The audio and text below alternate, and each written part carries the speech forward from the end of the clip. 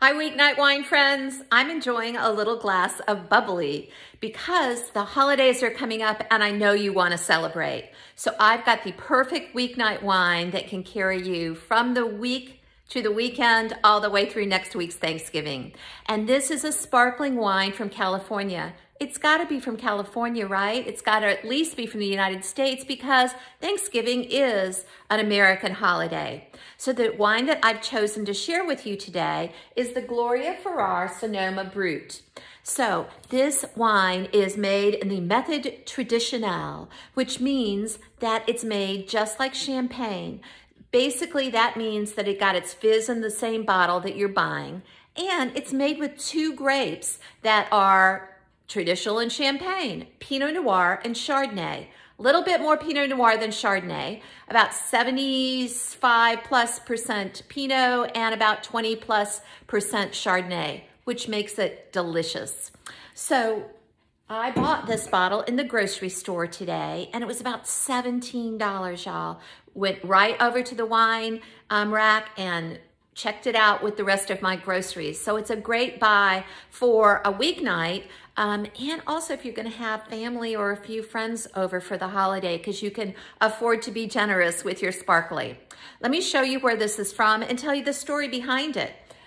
It's from the Carneros Valley in Sonoma. Now, this is Napa and Sonoma, and Carneros actually goes across both of the valleys, Napa Valley and Sonoma. And it is the only appellation in California that does that. Isn't that interesting? So the backstory behind the Gloria Ferrer wines is that in the 1980s, Freshenet, I know you know who that is. That is the Spanish Cava company that has the black bottle that you probably drank too much of in college because it was really cheap. Okay. They decided that they were going to come to the United States and make a very nice sparkling wine company. And so they found Carneros. They settled on this area, and Jose Ferrer was the president of Freshenet, and his wife's name was Gloria.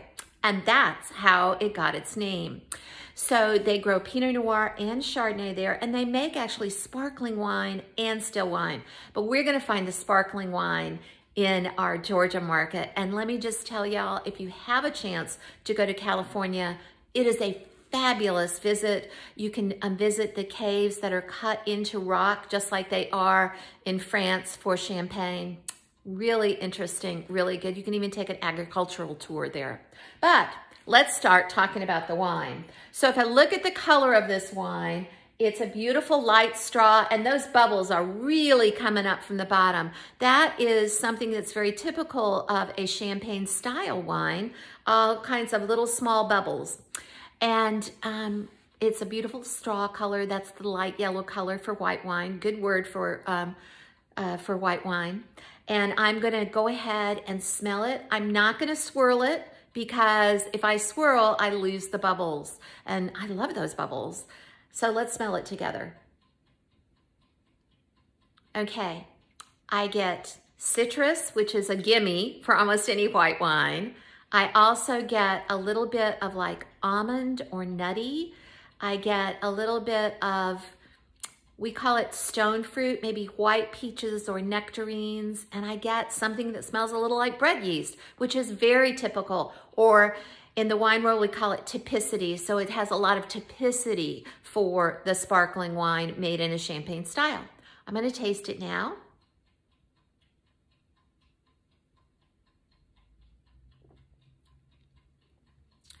And remember, when we taste our wine, we want to put it all over our mouth and let it run down on either side of the back of our tongue to see how the acidity is, because remember, acidity is good. It holds fruit flavor over time, it balances wine, and it helps it go great with food. And this wine has got some nice acidity. My mouth is still watering from the back to the front.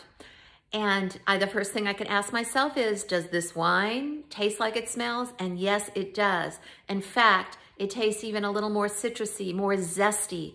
So I would definitely suggest that this wine is going to be great with everything from appetizers all the way through your meal because of its nice acidity and its bright, fruit-forward flavors. Say that 3 times fast.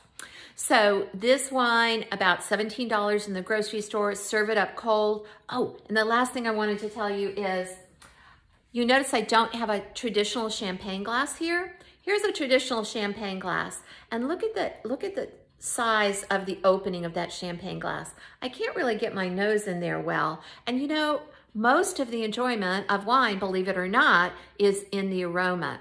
So, or I shouldn't say most, a lot of it. So this is a white wine glass, and look at the rim on this. It's much bigger. I can really get my nose in it to appreciate the aroma of this delicious wine. So that's my sparkling suggestion for tonight or tomorrow night, the weekend, and all the way through the holidays. I hope you enjoy it. And until next week, happy sparkling wine. Cheers.